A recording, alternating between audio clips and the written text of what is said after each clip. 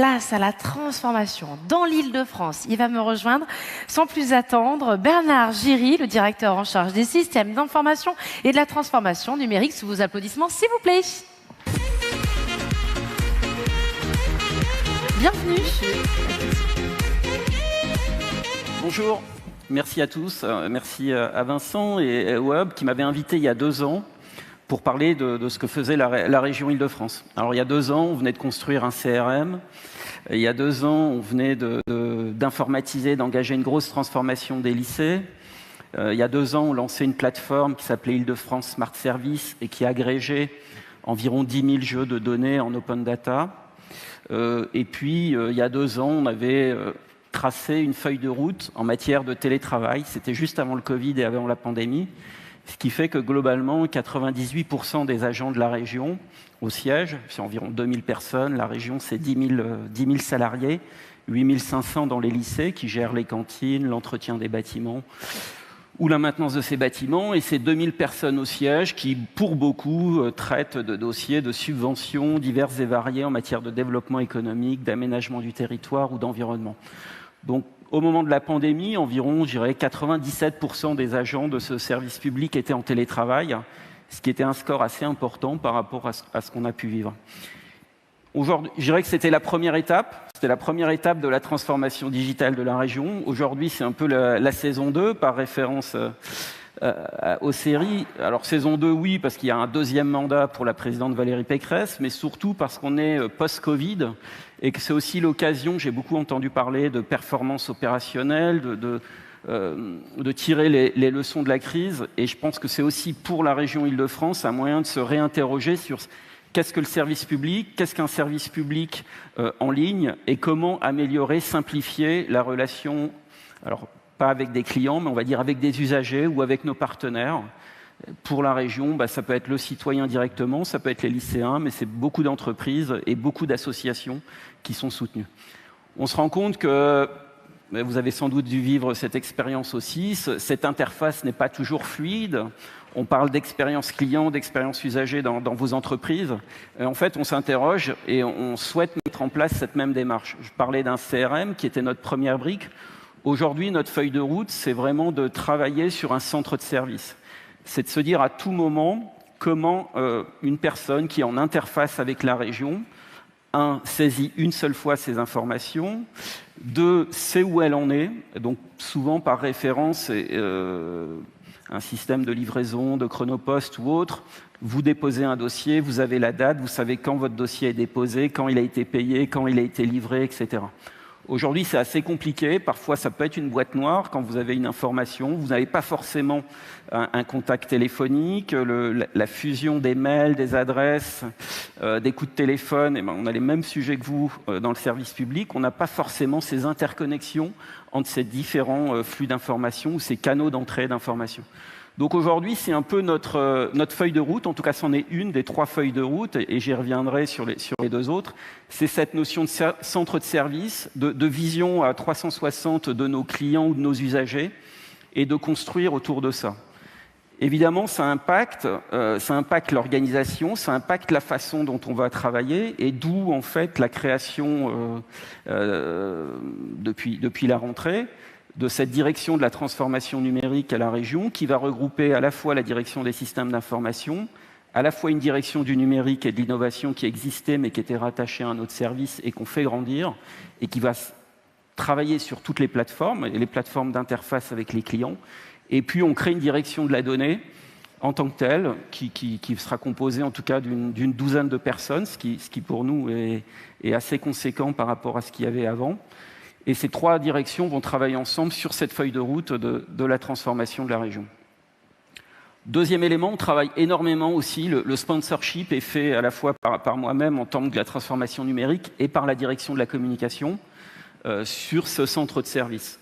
Ça veut dire pour nous repenser la totalité de l'interface de connexion avec les citoyens, c'est-à-dire en gros le vaisseau amiral, le site internet Région Île-de-France qui est un petit peu vieilli et qui va être revu pour en faire à la fois un outil de meilleure information de nos politiques publiques, faciliter l'information à tout ce qui est demande de subvention, et la dématérialisation de ces demandes faisait aussi partie de cette première étape, Et puis, un troisième élément, c'est le développement de nouveaux services numériques en s'appuyant aussi sur notre plateforme Île-de-France Smart Service, qui finalement était une forme d'usine à service aujourd'hui.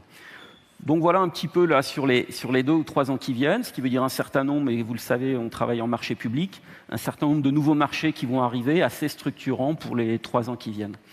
Deuxième élément, je reviendrai un petit peu sur les lycées, puisque l'Île-de-France, c'est environ 440 000 lycéens, 40 000 profs, 465 lycées, ce qui doit en faire le 3e patrimoine de France. Et un vrai chantier pour nous, un vrai chantier là aussi, quand on est arrivé en 2016, à peine 29% des lycées avaient du très haut débit et aucun lycée n'avait du Wi-Fi.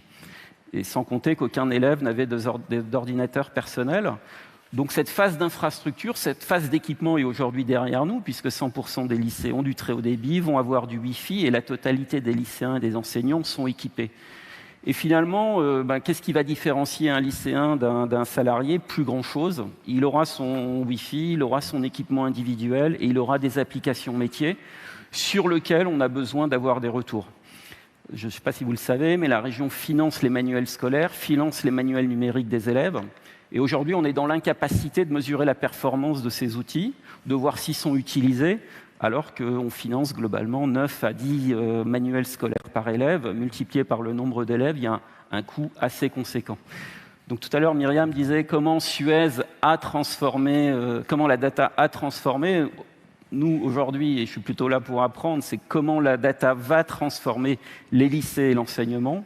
En tout cas, c'est ce qu'on va mettre en place. Aujourd'hui, on a la capacité de suivre, de piloter comment ces manuels numériques, comment ces outils sont utilisés par les élèves, comment on va pouvoir, faire un retour avec les éditeurs, et c'est tout ce qu'on met en place.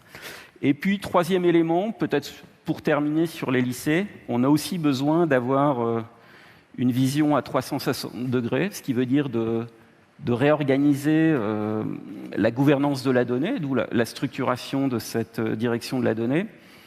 On est aujourd'hui dans l'incapacité de dire voilà tout ce qui se passe exactement dans un lycée. Vous avez les cantines, les bâtiments, les élèves, etc.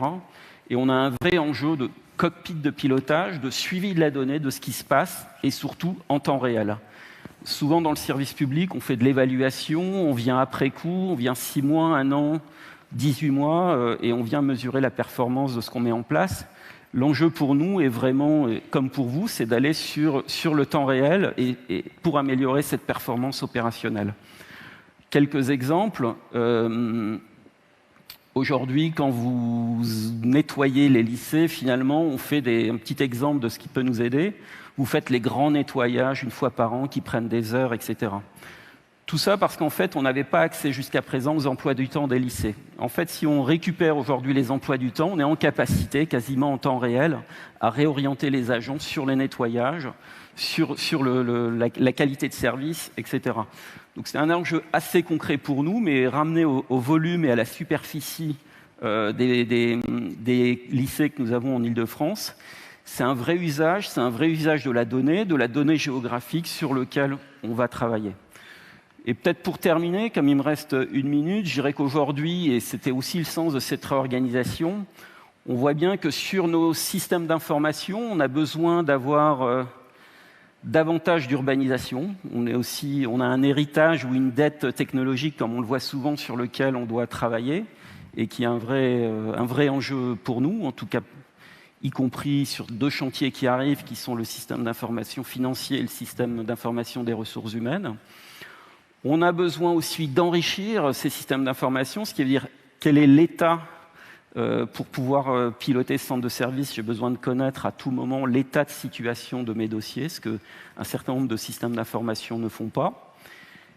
Évidemment, on a toute la problématique de la gouvernance de la donnée, comme je vous l'ai évoqué, qui est un chantier majeur pour nous et sur lequel on va très fortement accélérer. Donc, je ne parle pas uniquement de l'open data, mais bien de data partagée.